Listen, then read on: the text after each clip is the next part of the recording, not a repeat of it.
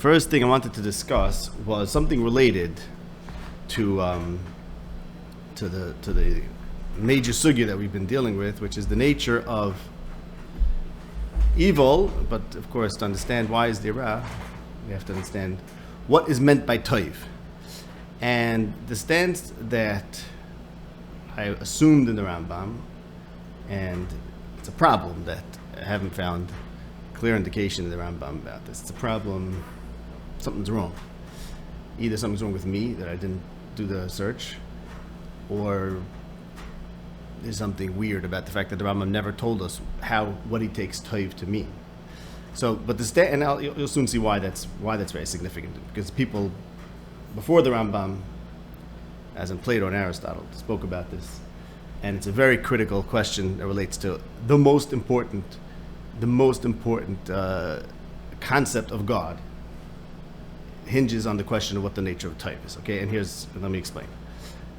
We took the stance that toiv means approval, which is how we use toiv. Say something is toiv when you approve of it.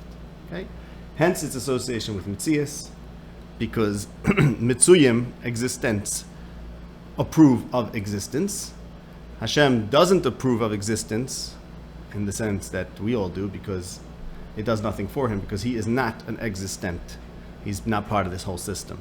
And that's why Vayalakim Ki Toiv is only Dibur Torah K'Lash V'Adam. One of the questions we set out for ourselves is to figure out what does it really mean, and that's something we're going to get to today. But we took the position that Toiv means approval. We proved it. Crescas says the following, and this is taking a different approach on the meaning of toiv.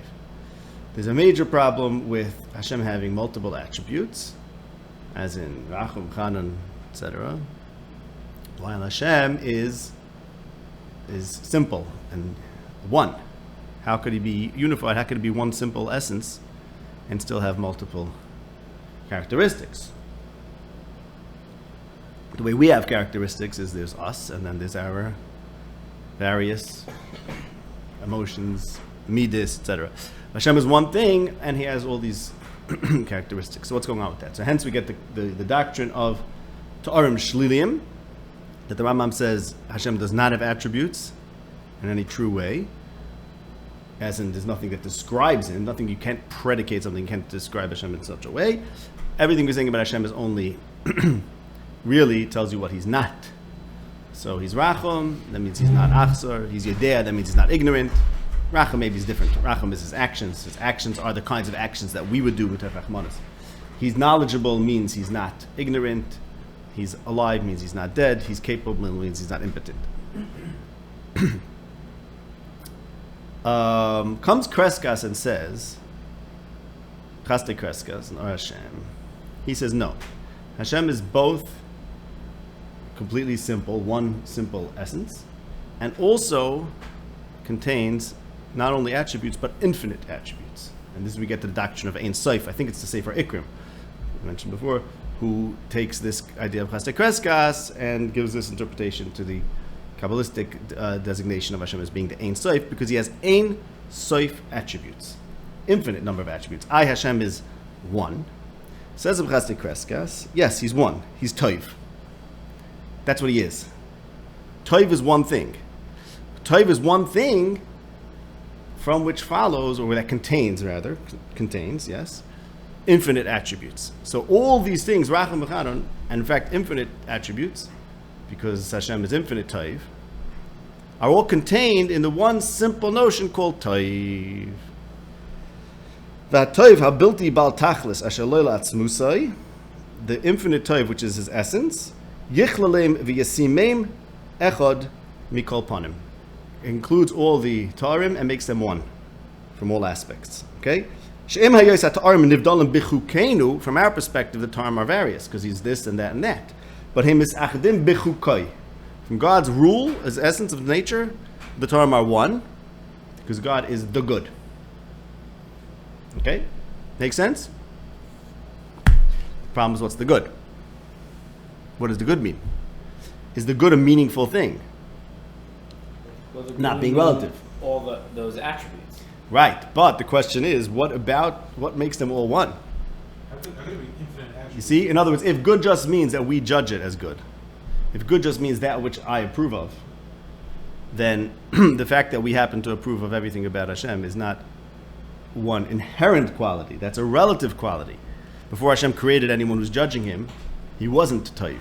If Taiv means approval, then there's nothing there besides for a relative attribute, which is not an essential thing. It's nothing about his essence. So you can't say his essence is the good, and the good is Kailal infinite attributes.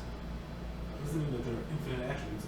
If we're limiting it by saying that it's Taiv, so then it's not. It's only what is it? It's not. Taiv is infinite. The infinite attributes are what constitute the infinite Taiv. The absolute Taiv is the infinite attributes of God. Those are identical. Those are identical. They just appear and the experience is various So it's different Taiv things. because it's God, and then No, God, it's Taiv because it's Taiv. It's Taiv because it's Taiv. But that's the God is Taiv. Question is, what does Taiv mean for But then how do you have infinite? I think that's the reason. How do you have infinite attributes? Let's say you have an attribute that's not Taiv. No, you don't. That you don't. So then, No, that you don't. That you're asking the question of evil. what's the That's a different definition, question. though? Then it seems to be it's everything. That Taiv is everything. Okay, right, exactly. So what does Taiv mean? Given, right, if we're going to talk about our judgment of the attribute as being Taiv, then that's not essential. And if we are talking about the essential Taiv, what exactly is that? Is that what you're asking? It seems like it's everything, and if it's not everything, then what is it? Right, and it's not sufficient to say that it's everything. I mean, you can't just say it's everything because that's the question. The question is everything is a bunch of different things. The answer is it's not. Everything is really one thing. And what's that one thing? Taiv. But what is Taiv? Right? So repeat the question. So this takes us back to a fundamental machlokes between Plato and Aristotle. Plato says that all good really participates in the form of the good. There's this thing called forms, Plato's Platonic forms, right? Oh, came up last week, right? You asked a question about that. And and then there's like one of the maybe the most important form. I'm not so bakant in my Plato, is the form of the good. Which means to say that there's this abstract concept, thing called the good, and all good things participate in that. Participate in that means all good, any goods that we're familiar with, are what they are because they have this principle, it's called the form of the good, that makes them what they are, makes them good. And Aristotle will have none of this. Aristotle's very unhappy with this. And he says, basically, more or less with the arguments that we just raised. This is in Ethics, in the first book. He says the word good is used for many different things. And it's used for many different categories. It's used for substances, and it's used for qualities. You could say a thing is good. You could say it has a certain quality is good. It's also used for relationships. You could say this relationship, this yachas, is good. So that there could not be a common idea set over all these goods. What's the one good? Maimonides says the good that we know, says Aristotle, is a bunch of different things. And wait 1 second. And he says furthermore, okay, so the good has,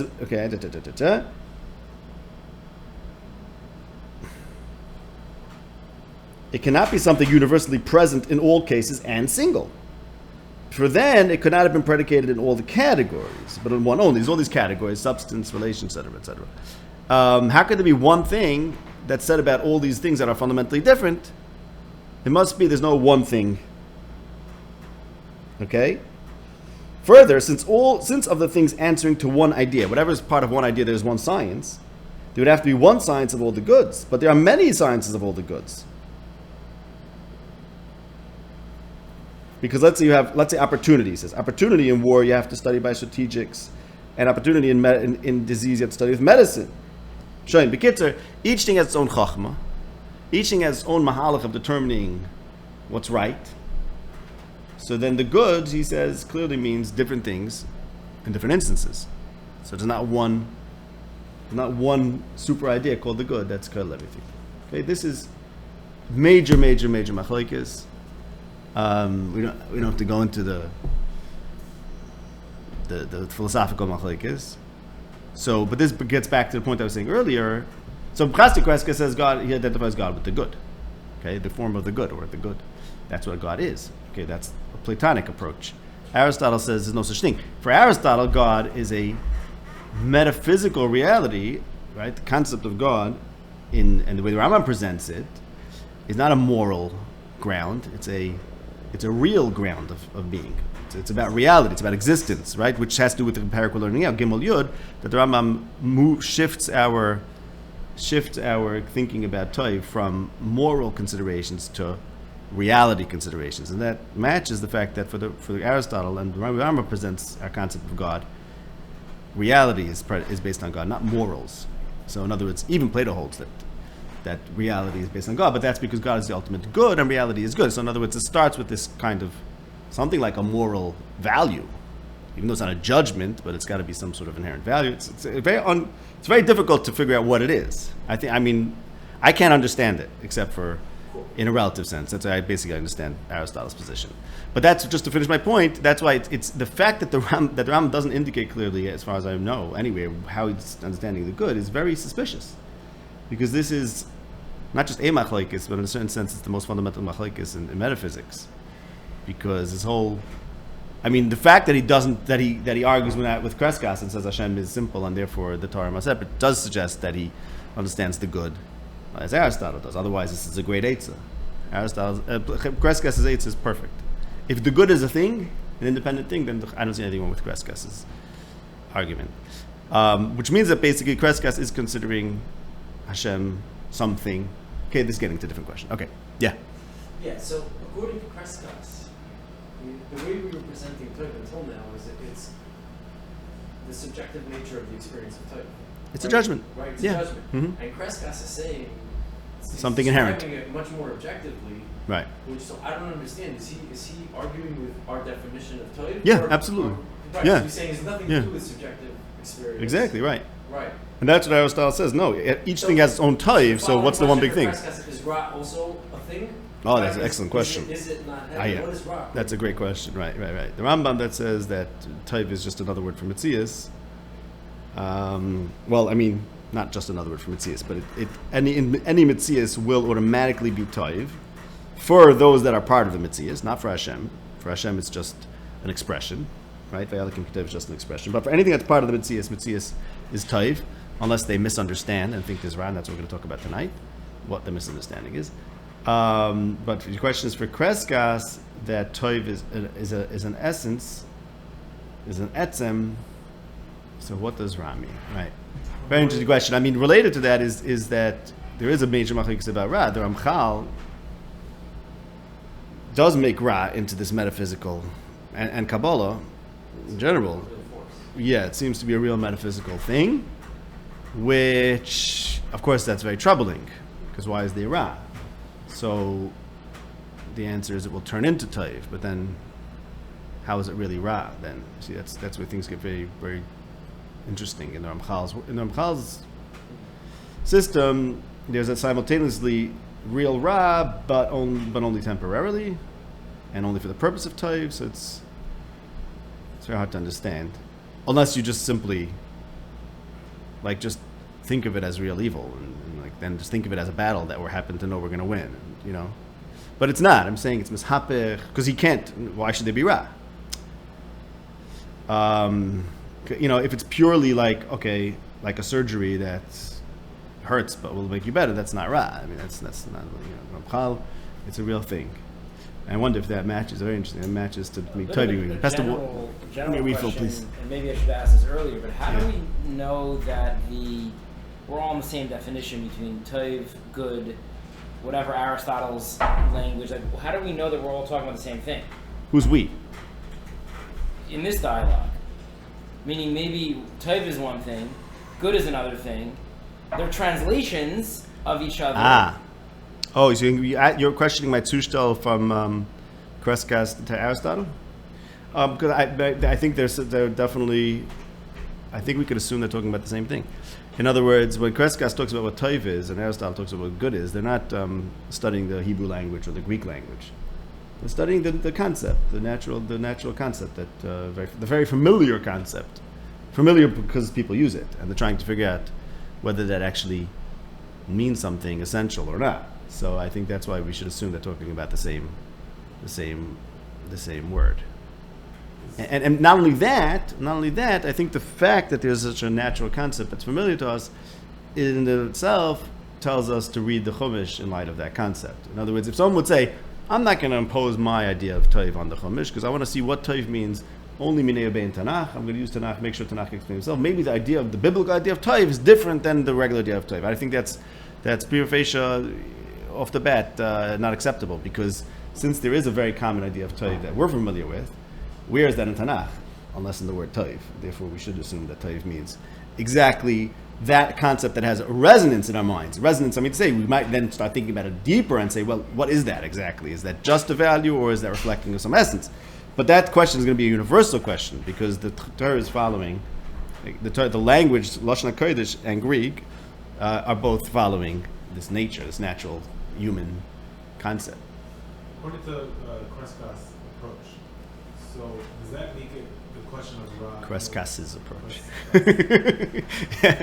Does that make it a way the question of Ra easier to deal with? Because in the Rambam's approach, the way people typically would say, well, it's not really Ra, you're experiencing it. Well, that's what we'll see today. We'll try to get to that today, what that means, so right? He's very easily able to say, right. Oh, that's not Ra. But who, Rambam? No. Crescas. Rambam deals with the real. Ah, okay. You're saying if Toiv is real, maybe Ra is just unreal. That's right. Oh, maybe Ra is purely imaginary. Oh, maybe there's no... Okay, you're saying the opposite of what Yaakov was saying. And the Rambam's approach lends itself much more to different question of Adam, because it's not something bad said. I see.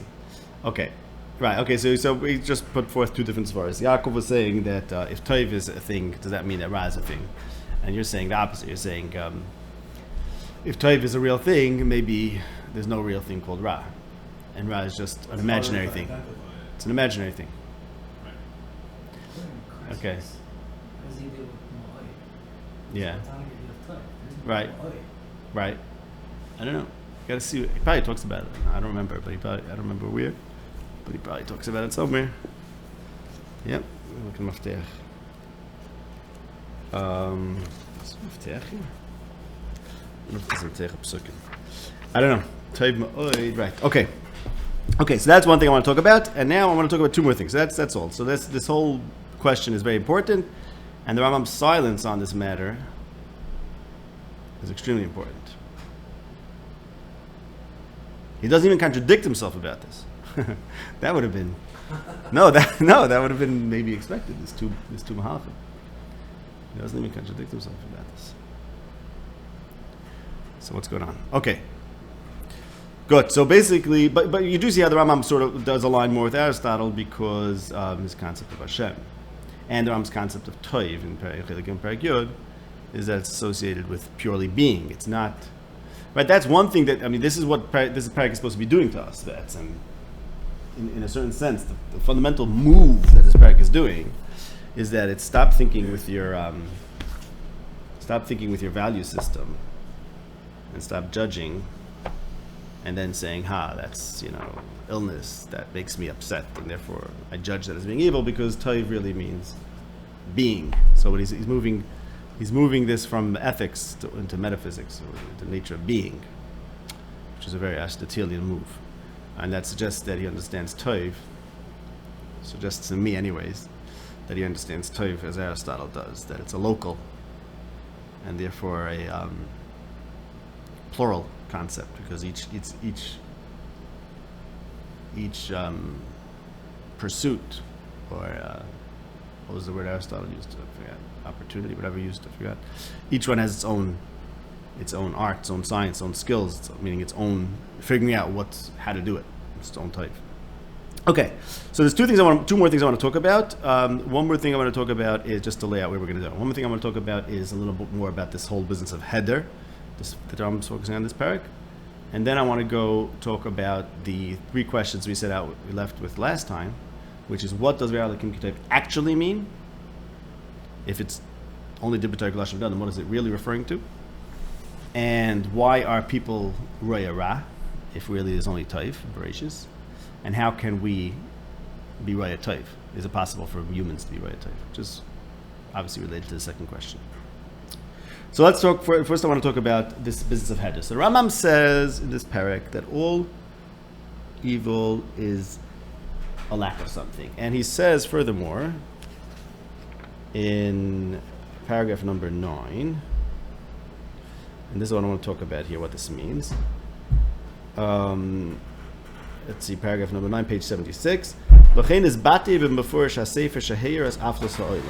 The book that illuminated the darkness of the world, and notice we pointed this out last time, that the Rambam is using themes of darkness and illumination, and he quotes the pasuk of right, and we spoke about the or being toiv and the cheshach being ra, and here he uses the sefer illuminates the darkness in the world, and the pasuk says vayar lekim askol shas v'nei toiv moed. This is towards the end of parak yud.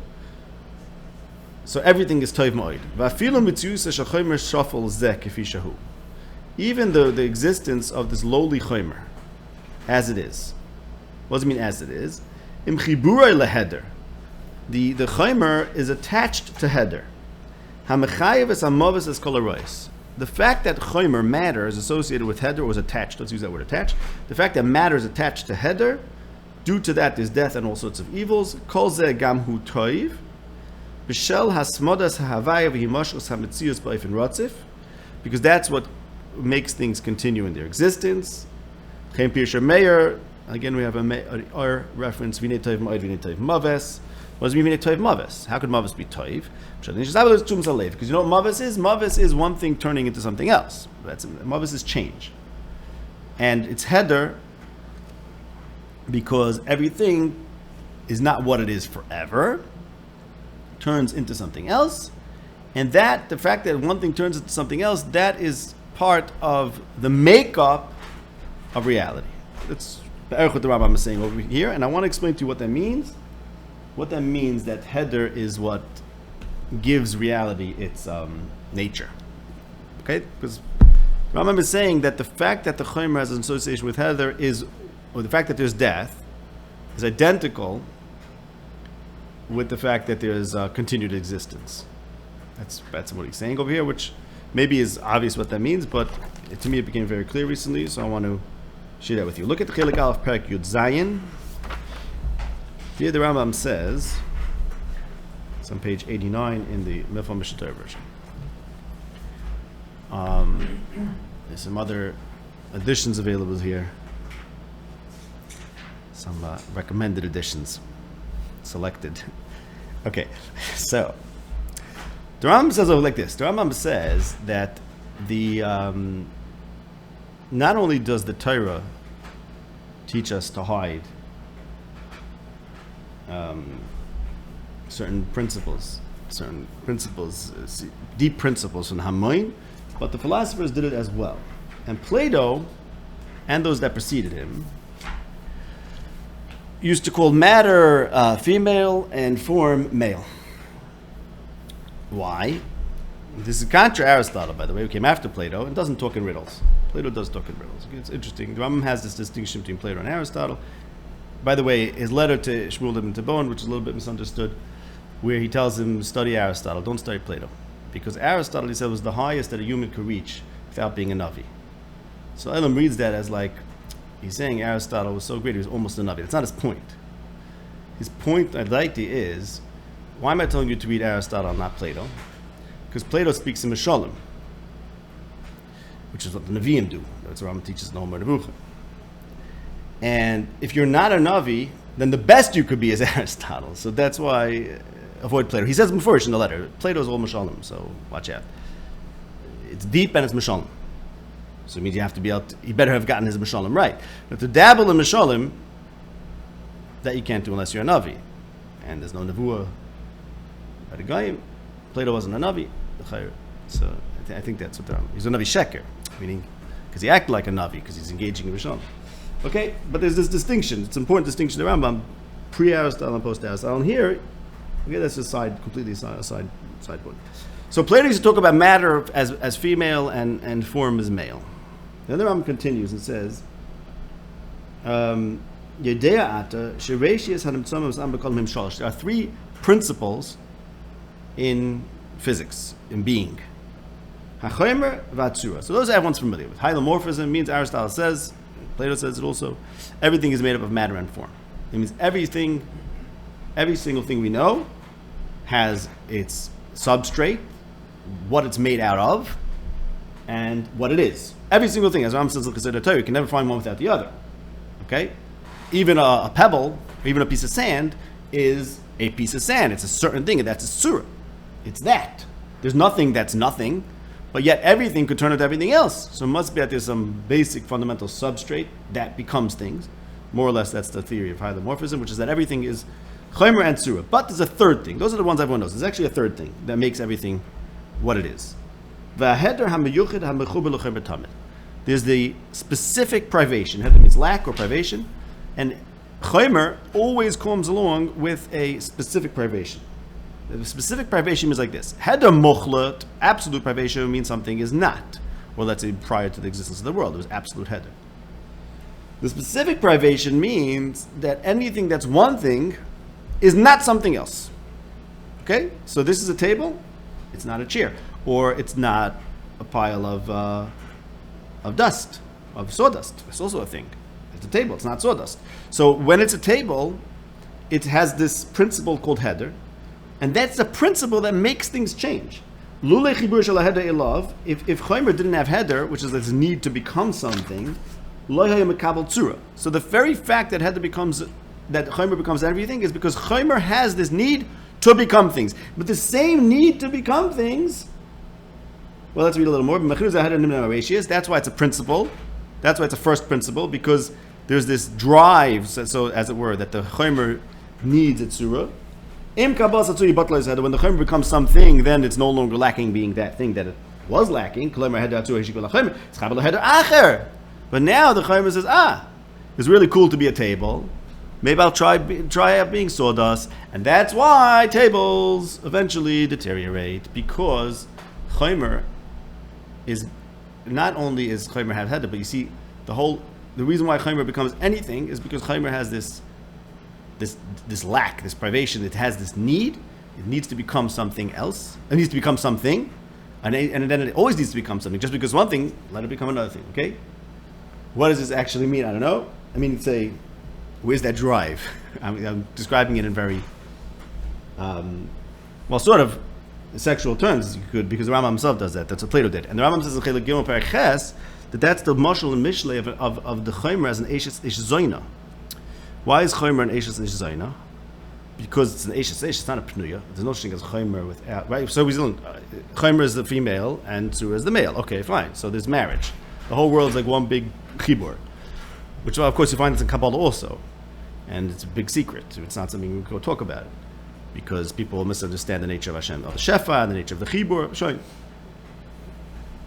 But the Ram says in Gimel Ches that this is what the Eshes Zayin is, because okay, you have matter. The world is like an Isha. The material of the world is like an Isha, which becomes something because it wants to be something. It wants to have an identity. The identity is the Ish, or the Tzura. But even though it has an identity, it's still constantly seeking new identities. So that's like an Eshes Ish Zayin. All right? That's that.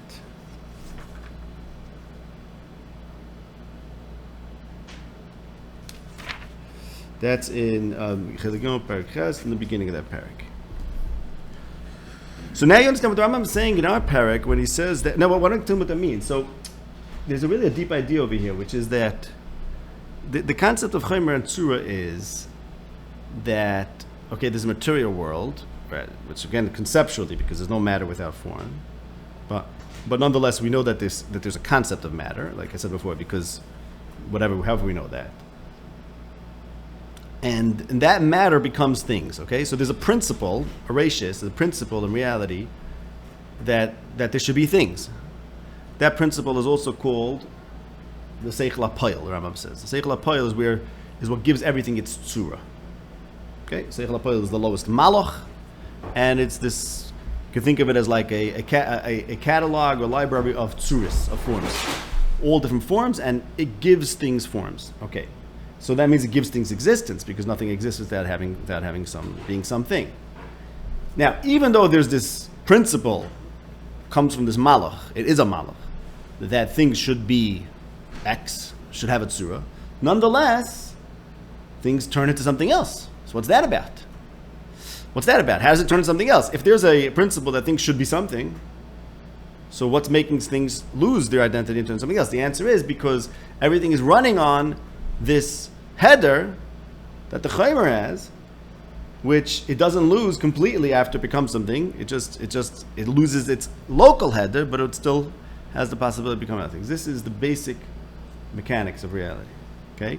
And as we discussed last week, the Rambam says in Chelik Yom Perek Yod, the Rambam says that since bara is yesh me'ayin, therefore the word bara is used for ra, which is an ayin.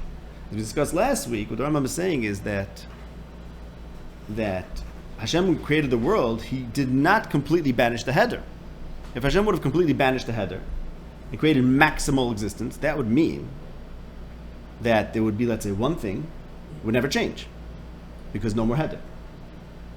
That would have been yesh me'ayin, where we forget about the ayin. Let's just make maximal yesh, and let's drop the whole header which preceded the world, and it won't have any makam anymore. But no, that's not how things work. Header is still an engine of being, and there's still this constant battle, as it were, between being and header, and everything that is like the Eishes Ish Zaina, who wants to be something else. That's why the mashal of desire is not so bad, because that's exactly the mashal of Shlomo. It desires to be something else. Okay, so now back to the Rambam saying in our parak, he's saying all Ra is something changing. The table becomes a chair, that's the death of the table. The animal becomes fertilizer, or whatever it becomes, or dart, or whatever it is. It's something. It's not an animal anymore. So a human being is not a human being anymore. But the principle of change is the very principle that's the engine, the motor of the world is change. It's chaimer, tzura plus change, privation. Privation means there's an impetus to become something else, which is why everything changes. So if there wouldn't be this thing, if there wouldn't be this mitzias called privation, then the world would not look like it does. Rather, what would the world look like? It would be one unchanging thing. If something has a different name, why does it make it change? Meaning, it could be water. It is something else. Water is also steam, also ice. It's not. Who said that water only can have one? It doesn't meaning like it can be. It has just different names for the same thing. Included in water is all these other uses. Right. So now, okay, I think what you're basically asking, why do we need this whole doctrine of forms? In other words, why is it interesting to us that we can define it, right? That we can define it one way and then we define it another way. It's the same thing. It's the same underlying atoms, whatever. They're just bumping around in a different way. So why are we looking at it as? I guess the question is, why are we looking at anything as change? I mean, right? In any fundamental way. Okay, so yeah. By the way, there is such a theory. That's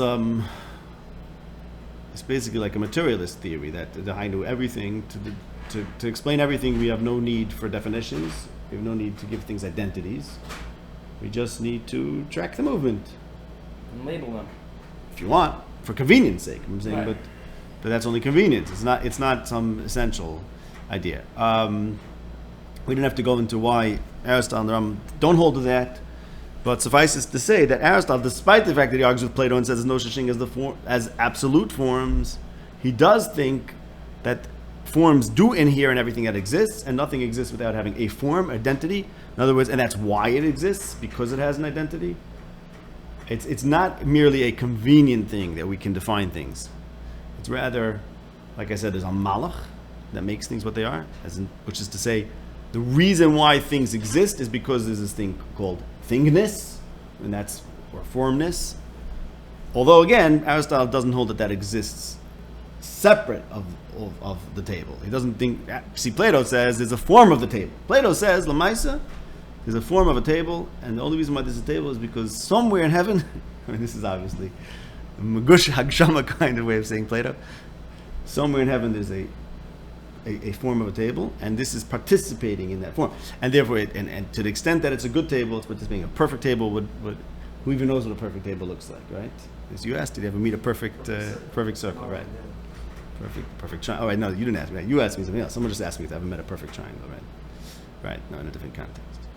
You could do abstract mathematics or whatever. So even though Aristotle doesn't hold it exists separate from things, he does hold that because of this principle, that's why things are what they are. And a principle, a good way to think about a principle is to think about like a din. Yeah? You know, this concept of dinim. No, it works. So because it's a din table, Hashem made a din table. There's such a din in the Welt. That's why there's tables. That's why there's tables. Curious why earlier you were saying that. If out there would just be one Metzias. Yeah, because nothing would change. Why couldn't there be different forms and they would all be in their perfect form? Meaning right. Why can't you have a bunch of different forms? Right. No, because the division, I was just going with the division into... Okay, so I guess there would be 4 elements maybe, right? Maybe there would be 4 elements because the reason why the 4 elements didn't just remain 4 elements is because of they change into each other. So that's where the principle of change comes in. The question, we have to get back to the question of why there are 4 elements, not 1. If all matter is really 1, what made 4 elements? Okay, if it's change, then there would only be one thing. If not change, it's location maybe. We'll have to see. The Ram talks about that in another place.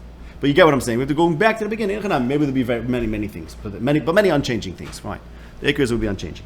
Okay, so the point is then that anyone who's upset about the Ra is basically upset about change. And I was like, change is what the world is. And that's very important, as we learned. What the world is very important to the Rambam, because if that's what the world is in a fundamental way, then when you don't like it, then you don't like the world, you stam mufka, you stam not chapping your metzias. I saw a quote, it's actually very shaykh. There's a guy by the name of Thomas Carlyle. I don't know much about him, but he was a philosopher, I think, a writer. And a woman said that she said she accepts the universe. And he said, what was his lashon? I forgot now, but basically, oh God, she'd better. Like, no, but that's the word. What do you mean you accept the universe? Yeah, man, you don't have a choice. But now you don't have a choice like, oh, you might as well make peace with it. I mean, that's what Rambam's telling us. Like, we're discussing, you're part of the universe. Like, what do you want? Elamai, the only reason, Dr. Rambam, in this parak, you might misunderstand the universe. In other words, why? Because you look at evil as in, if you would make a decision to perpetrate evil, it would be coming from bad midas, so maybe Hashem has bad midas. But meanwhile, Dr. Rambam, no. This is the essential makeup of the universe is chomer, tzura, and change. And once that's the case, so, okay, very geschmack. It's why is it geschmack? We discussed last week, maybe it could have been better, and maybe that's a fair question, and we have to get to the question of what was God's intention. But the understanding the very nature of being and appreciating that for being the nature of being is very important to the Rambam. So once the Rambam puts Heder into the nature of being and tells you all evil is just change in one way or another, because sickness is changing into something else. And all evil is relative. You change it to something else, you're not what you used to be. So that's a tremendous move right there. There's difference between Heder that results in, or change that results in Heder. No, all change results in Heder. Let's say Rambam talks about death, right? Right. But birth is the same change. Yes. So that's birth, right. No one would say is evil. Right. But it's the same exact thing. Okay, so that's the right, but that's because, so why would anyone say birth is evil? Because we're putting ourselves at the center of being, and therefore, from the perspective of a human being, death is problematic and birth is wonderful. But if we'll take the broadest perspective, and we'll see that both of these are part of the same principle of being, and we're experiencing it in a local place, which is from the human perspective, then we transcend that whole that narrow viewpoint. It's the death of the fetus. Yeah, it's the death of the semen, which is the death of the cow, of the plant that the person ate, and whatever, and so on and so forth. But just we're people. It feels like a big oversimplification to say all change is heder and it's equal. Meaning, I understand that, like you said, one thing has to become another thing for existence to come into being, but that doesn't. So why murder? Like why acts that we perceive as perhaps greater manifestations of evil? Right. That like you're saying that's equal to any other kind of change. They're all in the same category of thing. I don't think anybody's challenging, that or anybody who's asking the question of theodicy again, which is how we started this whole conversation, is suggesting that those are the same thing, or would even. I think they are. No, why not? Why they're not the same thing? Once Because you you accept can the essential makeup of reality as being chomer, tzura, and heder, then what's your argument? You want to limit the heder? What's your argument exactly? Because if you want to circumscribe the heder, then you're also circumscribing the heder for the birth of the baby. If people can't kill people, then you can't have twins. There's a certain amount of change. How much change do you want to accept? You want to accept enough change that a person could have tremendous gaps in his. Let's say the next practice can tell us people kill people because they have heder of knowledge. It's also a heder. It's also a heder. What does it mean? It's a heder. It means to say knowledge is not built in because nothing is very little is built in because the whole nature of reality is this ongoing, promiscuous. Again, borrowing that martial and this promiscuous coming, going, being, all different things, and that means that you may or may not be wise depending if you acquire wisdom. That's what it means. So you just want to arbitrarily limit that, You're saying you have to pick where you. Reality, and it's up to us to manipulate it. That's it. Yeah, exactly. And again, I think we mentioned this last week. We're supposed to hate evil. We're supposed to manipulate it and love taiv. It's good. It's fine. But that's the game, and we should appreciate the game. If it's a fact, if it's a feature of existence itself, then why do I like it or dislike it? It is what it is. Why do It's you not like why or do I dislike? Ra and Taiv. Well, do you We're like saying- Metzias? No. We're not saying Metzias is Metzias. It's Right. built in that there is heder. Right. Once there's heder and it's just a feature of existence, period. Mhm. Do I like it or dislike it? It has no bearing on it. It's just a feature. So what's your question? I don't understand your You're saying question. that we're supposed to maximize Taiv. Oh. We shouldn't. They're Ah. just features. Oh, so you're asking, I think what Tevi's asking is, if we're such philosophers, why are we also at the same time moral beings who care so much about suffering? Is that's what you're asking? If it's Why do I have a mitzvah to minimize someone's suffering if after I learned Chilik Yom Perikyon? That's what you're asking. if it's a feature Or what do I care? that's baked into the Right. system. But I think an extension would be then it isn't that taiv by itself by the acceptance of that ra. So it's No, like it's because because I could choose which way to go. So you're getting to bechira there. You can't. That's already a bechira question. What you added. You're saying, am I accepting it as taiv? No, because I maybe am I not accepting it as taiv. But you have to accept that there's evil in the. You have to accept the concept of evil as part of Right. reality. Okay. Very good. Now, this is a very interesting thing. This is I'm going to talk about Mitzvah next week. That basically we can't take this too far. The Rambam himself won't take this too far. But we're going to get to next week, and this will be the answer to your question. But it's you definitely raised a very very interesting way. I'll bring it out this way, but we'll talk about this at length hopefully. The Rambam talks about in one of these prakim how everyone imagines that the world was created just for him. Yeah, sounds familiar? The world was created for you? Right? And I was like, every fool imagines that the world is created for him. Now, I'm going to show you that imagination is like that's number one. Okay? As much as the Rambam will tell you, it's just a dimion that the world is created for you. But it is a dimion that the world is created for you. It's a real dimion. Which means to say, from the perspective of dimion, which we'll talk about in the next part of this year, from the perspective of dimion basically is the opposite of reason. Okay, what we just spoke about before about you could transcend your own boundaries and your own body and think about the whole totality of reality, that's reason. Dimion is, I don't know, I feel myself, I see myself, whatever I see is real, whatever I feel is real, and everything else is, I don't even know if it's real. Remember the Rambam says, I think we mentioned this, that the Hamoin even has problem conceiving of the existence of something that's not tangible. That's because of dimion. The Rambam says the dimion deals in tangible, and therefore the more tangible, the more real. And the most real thing then is me, because I'm the most tangible. And therefore, I'm the center of reality. And that's all not true, but that's all a true experience of the dimion. Okay? So now, on the one hand, we can talk about how being reasonable and how you'll transcend your self-centeredness. On the other hand, self-centeredness is a feature of the human creature who is a Baldimian and has a body.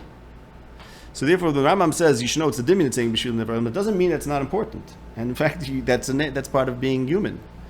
This is a big mafteach for a lot of things in the Rambam. The Rambam holds that our approach to being embodied should be denigrating the fact that we're embodied and regretting the fact that we're embodied and considering it a source of shame. But nonetheless, and then, if you have the right approach, then your engagement with the body will be done on the right, in a way that's beneficial. And part of that engagement with the body is feeling you're the center of the world. Feeling you're the center of the world also means that you feel that pain is a problem, and suffering is a problem, and people shouldn't suffer. So you can't just learn Chelik Gimel Perek Yud, and that's the answer to your question, is you cannot just learn this parak, become a great philosopher, and they say, it's okay. Famously, what's his name, since we're so many quoting Goyim tonight, Haver Gereros Havera, and there was a fellow by the name of Leibniz who said his big philosophy was that this is the best of all possible worlds. He always worked on this idea, and Voltaire satired this by writing some story about Voltaire was a Sunni Yisrael among his other flaws. That's the Shemesh Yaakov, I guess. And Leibniz was a good guy. But Voltaire satired this by saying, by writing a story about suffering and tremendous, terrible, place like October 7th kind of things, and explaining how, but this is the best of all possible worlds. So why am I telling you this? Because that's the point. The point is you can't just be a philosopher and say, this is the nature of the world, October 7th, it's okay because this is Heder. Right? No, you can't. You have to be human.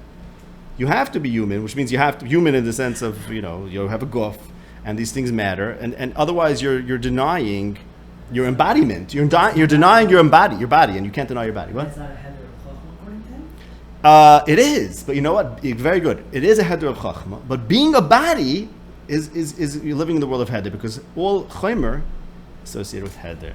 See? So this is the tension that's at the heart of the Moreh Nevuchim, is this problem, and this is what we're going to speak about more next week, this problem of what is a human being, which is, by the way, I mentioned last week, also Machlokes Aristotle and Plato. Aristotle says a human being is a rational animal. It means he's a mind and a body, and Plato says he's a soul. Plato says he's a soul. That's what you are. Now I'm saying that the business of Adam being created, Adam and Chava, and then being separated, so is it one or is it two? But now Adam and Chava, as we learned in Aleph Yud Zayin, means Chomer and Surah. Ram says that means that from one perspective, man is one thing. Man, woman, same thing. Every human being is one thing. Rational animal, both Chomer and Surah.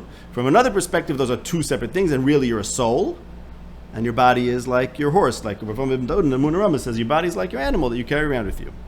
A horse. And you shouldn't be so busy with it. That's saying it's not you. And that's true from one perspective. From another perspective, you are embodied. Which those two perspectives are Plato and Aristotle. And Rama is saying they're both correct. How could they both be correct? That's what hopefully we'll get to next week. And what the ramifications. But it has a lot to do with this conversation now, because we're learning too much philosophy, and all of a sudden we became, we started being accepting about suffering. And that's because we started thinking of ourselves as not being bodies. But we are bodies. So we have to care about suffering, and we have to think there's Ra. What basically means we have to think there's Ra in a certain deep way, which is what I'm going to get to next. Because we do think there's Ra. Look in Bereshis, Perek Beis, Perek Gimel.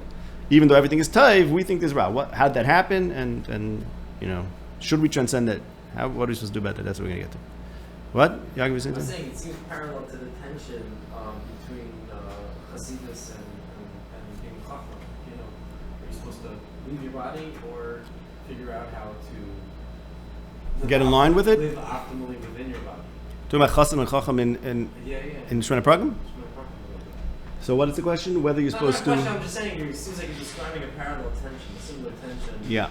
Yeah, should your body get in line with your mind? Should I be a philosopher or should I be a human? Right. Right, and struggle with...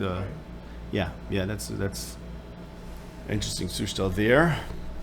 And a very interesting sushtal. Okay. So let's go back. Okay, so now I want to get to the... So that's what I wanted to... Very important to bring out the business of Heder here. And now I want to get to the third part of the shir. And let's see how much we can do. So... we sort of started dealing with the answers to this, so I think we can cover this in probably 15 minutes or so. We're trying to figure out, we had three questions. Vayar l'kim ki toiv, does not mean what it the surface level meaning.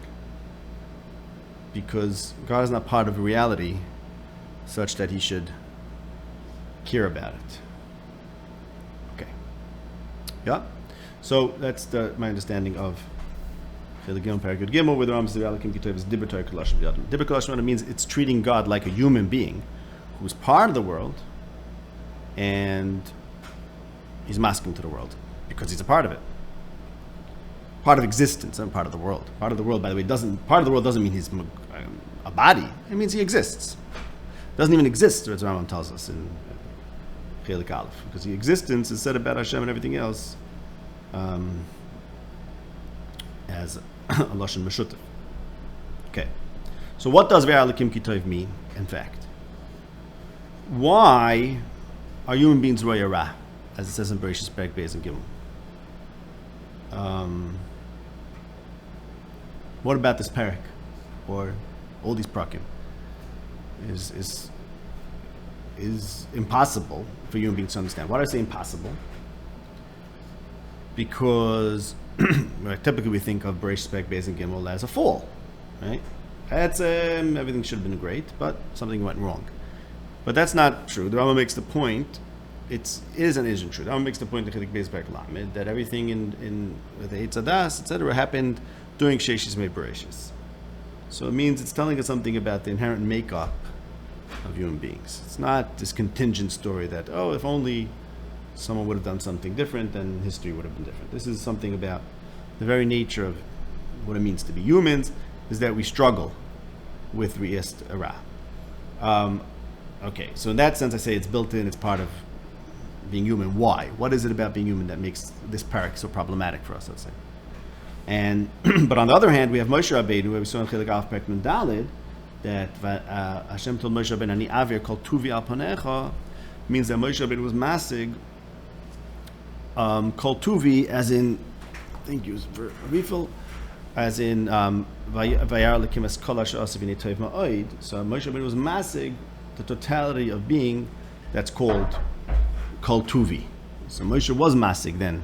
It seems that someone was once masig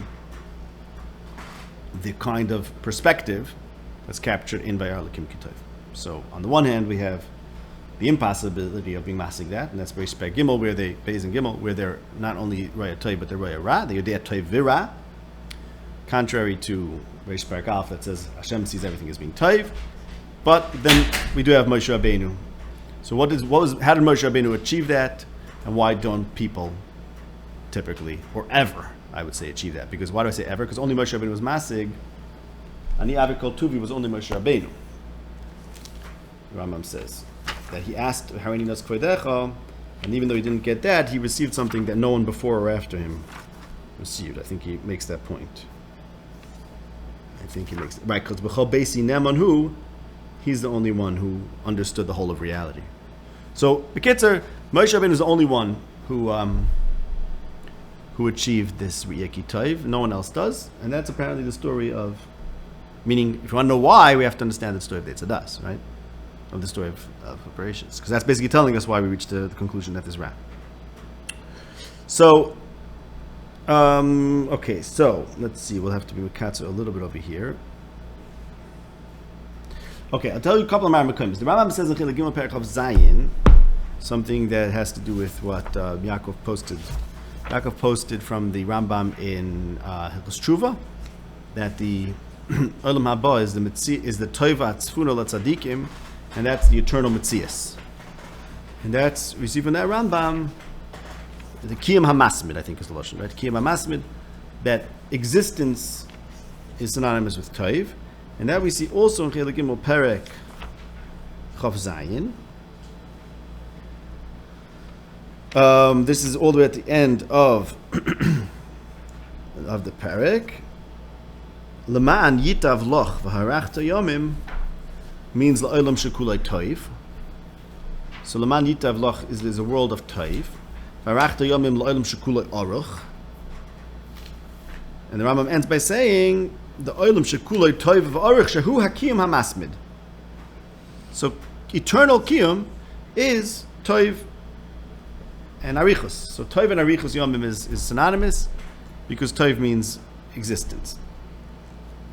Now, this existence, how does one attain this eternal existence? With Hasagas Hashem, the Rambam says all the time. So with understanding Hashem, Deis HaMityos are eternal, the Rambam says. Take a look at Chelik Gimel Perek Chav Gimel. This is about Eiv. I'm reading out from paragraph number 7. And this is on top of the page. Top of the page, 158. Eiv originally thought, says the Rambam, that health, wealth, and children are the height of human felicity, human success. And therefore, when he was lacking those, he thought there was a problem. When he really understood Hashem. So, you see, you have to understand Hashem to know this true felicity, which is to know Hashem.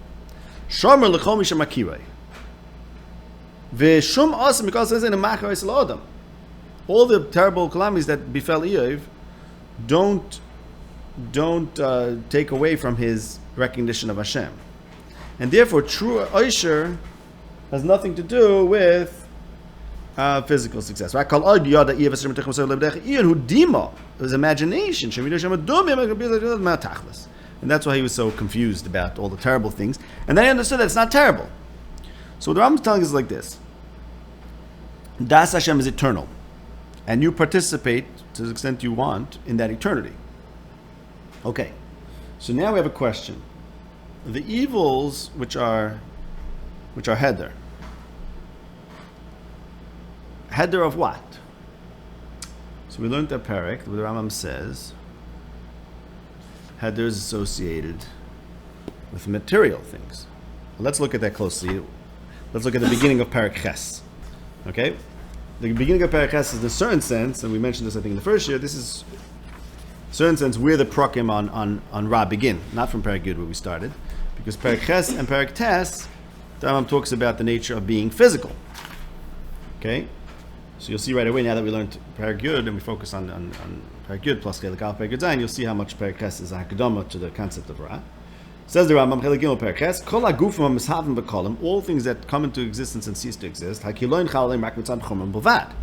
You know why they cease to exist? Because they're material. V'ilu mitzad hatzura, b'b'chinas atzmas hatzura, lo yichal aleim kiloyin. Form does not cease to exist. Elohim nisharim. Haloi tira shekol tu is haminim masmidus v'nisharis. Species, which is a prime example of forms. Why? Because you want to talk about, okay, what are the forms in reality? Well, there's all these species. And the Rambam holds, this comes from Aristotle, that species, and this is, by the way, the concept the Rambam's understanding of the Mabul, is that species cannot ever cease to exist. Why? Because every species is a form, and forms are forever. Okay? The woolly mammoth, what? Saber-toothed tiger. So let's wait and see. Maybe we'll bring it back. Maybe we'll resurrect the DNA, and Aristotle will have the last laugh. Okay, but the Ma'aseh that's the Rambam holds that species have to last. Why? Because a species is a natural form, and natural forms are forever and ever. Because Rambam holds the world's forever into the future. Okay, hakiloyin chala ra'atzur rak b'mikra. The Ma'aseh, if a tiger dies, a regular tiger, so there's no longer that instantiation of the form, but that's only b'mikra kloimer b'shel chibur l'chaymer. Since that surah is in a certain chaymer, but it's really the chaymer that undergoes change, right? That's what we learned. All chaymer has this need to become something, and then that thingness is eternal, because the thingness called whatever always lasts, always exists in other things, even if it's not this thing. Okay, here the table turns into sawdust, but there will be other tables. The idea of a table is still out there in people's minds, etc. But the true nature of Chaymer she'einu meshucher l'olam mechibu l'heder. Chaymer always has this. It's always connected to heder. It's never freed from that. This is why nothing ever stays the same. And then the Rambam says the mashal of Eishas is the same. Okay, so now human beings see evil, right? You know, they think that there is Ra. They don't understand. Well, what don't they understand? What the parak teaches us is that really, all Ra is not an absolute. Right now, we got a little bit better position to understand what Ra is, the metaphysically. It's not, as the Rambam says, very good. It's not that there's a decree that there's something bad should happen. Ein davar ayared l'mala, meaning to say there's no essential Ra, right? There's no essential Ra. It's like Lahed did not like Ramchal, basically. Like that's the point. Is Ein davar ayared l'mala. There is no such thing as Ra, but there is such a thing as Heder, and Heder is part of the nature of reality. Okay. From the perspective of the Chaimer, that because of its association with Heder is going to lose one tzura and get another tzura, from that perspective, the Heder is a big problem. But it's only a problem, and that problem is called Ra. Because no good, doesn't like it. Why doesn't it like it? Because it's an opposition, it stands in opposition to what? To the Chaimer. It's only in opposition to the Chaimer. It's not in opposition to the tzura, because the tzura is forever. And the tzuras ha'adam, which is a seichel, is the true Aisha of Adam, the true success of an Adam, and that is forever. And once Eve realized that, he made peace with Ra. Okay? Why don't people generally make peace with Ra? Because people do see things from the perspective of the Chaimer. Because we are embodied.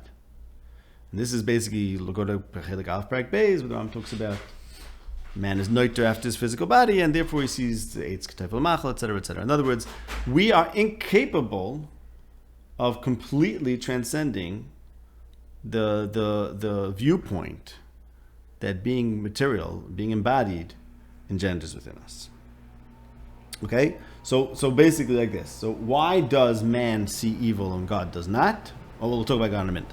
Why do we see evil if really V'ayalakim is kosher b'intay b'mayid? Which we don't know what that means yet, but it means something, right? It means something about the world being theoretically perfectly. Let's put it like this: we don't know what V'ayalakim b'intay means yet, because Rambam says but it does mean that humans, at least, should be able to view the world as being kultov, right? Humans should be able to do that, but nonetheless, humans don't. Why don't humans do that? Because humans are trapped in being Chaimer, and the fact that the Chaimer colors the way they look at things. As we mentioned before, maybe that's not such a bad thing, or maybe that's what God willed. So let's accept that. That's what we'll get to next year.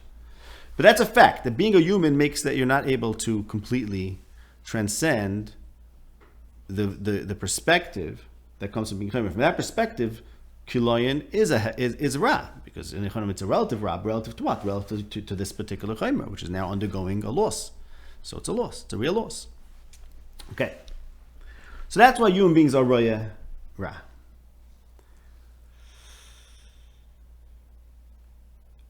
The Gemara in Avodah Zarah and this Midrashim talk about this, that after Adam Rishon was Chayte, the Chayshech came back. So in this parak, the Rambam tells us, and it got dark, and he thought the world's coming to an end.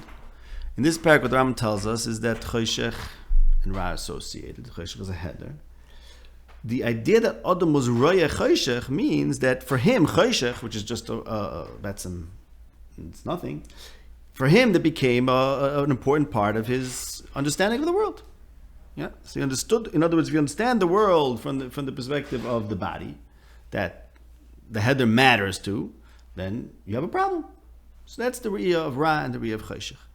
Moshe Rabbeinu, if you look at the end of the last parak, the previous parak to the one we're learning now, which is parak Tes, the Rambam says that in parak Tes he says, parak Tes he talks about all things that befall a person, all the evils that happen to people are due to them being material. In parak Tes he says that being embodied is a chatzitza between us and Hashem. Because we're a body, we can't understand Hashem fully. And that's what it means that Hashem was blocked by Chayshech.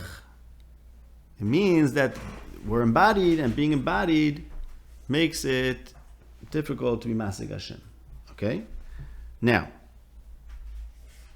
Moshe Rabbeinu, Chayshech Anan Arafel. Moshe Rabbeinu, who went through the Chayshech Anan Arafel, what that means is that Moshe transcended completely the effects of being a body, and therefore he was Masig Kol Tuvi. Okay?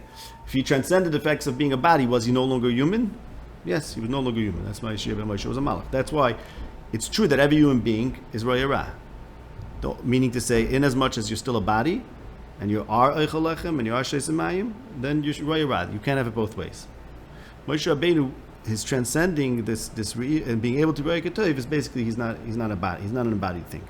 And that comes out from Perplexed also, because Rambam says that choshech is being a body, and therefore you can't be Masig Hashem. And one of his examples in Perplexed is choshech anav anarofah bahar Sinai, which the pasuk says Moshe Rabbeinu went past that. Which, if you put it together, that means Moshe Rabbeinu transcended being a body. It's one of the rayas. Okay, so let me just tell you the vart over here. Right, so you got the main vart. The main vart is we'll leave it at this. I want to say one more thing. Yeah, okay, we'll have to leave it for this for now. That basically, theoretically, human beings should be roya everything as being toiv, theoretically, and that's what V'yal Kim Ki Toiv tells us. But in order to do so, you have to transcend your body, because from the perspective of the body, which is what suffers the header, the header is a problem. I mean, suffers the pain. I'm saying the header affects the chaymer, so that's a problem. So that's why man is inevitably roya toiv and ra. Moshe Rabbeinu was able to transcend, transcend his body, and then he could be roya ketov. Now, what we didn't explain, we'll leave this last question, which we won't get to now. We'll get to this next year. What does it actually mean?